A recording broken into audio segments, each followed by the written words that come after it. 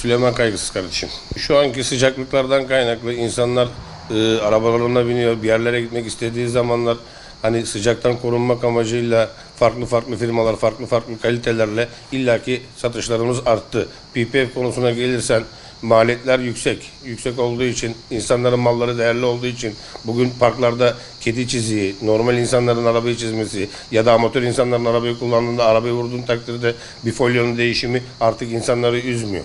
Üzmediği için de şu an talep arttı kardeşim. Lüks araçlara diyebiliriz. Sıradan araçlar değil de lüks araçlar. Nasıl lüks araçlar? Bugün bayiden alınan bütün arabaların %99'u ortalama PPF konusunda işlem görüyor. Dışarıda da yaklaşık bununla ilgili 2 tane sıfır aracım var. Nasipse onlara başlayacağım. Hani illaki markalar, modelleri değişir ama insanların malları değerli olduğu için mallarını korumak için savaşıyoruz şu an, öyle söyleyeyim. Kardeşim doğadan koruyor. En basiti bu.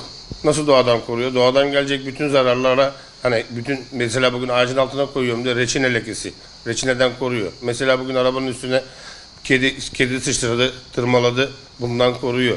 Ya da bir hasmın var ya da bir arkadaşın sana kötülük işleyecek, arabanı çizmek isteyecek. Arabanı değil de bizim kaplamış olduğumuz polyeyi çiziyor. Ha, bundan güzel bir şey de yok yani.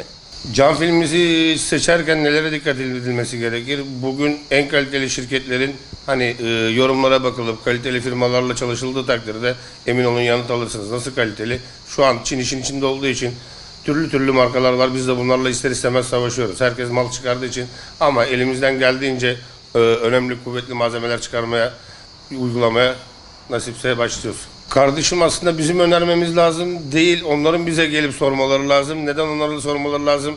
Tabii ki de bizim elimizde malımız var, mülkümüz var ama onların da önemli olan bir mallar olduğu için onları korumaları aslında onların bize gelip bizle istişare yapmaları daha mantıklı.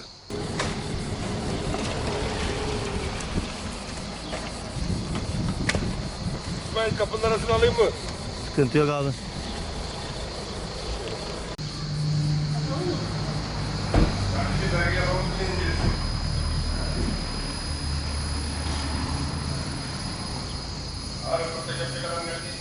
Fox TV'de. Şeyse nasipse Acun abi aldı şeye. Neydi o? Bay yıllar ya. Survivor. O ya. Evet. Geçen Orcan babasıyla konuşuyorduk. Basit bir oldu. Evet.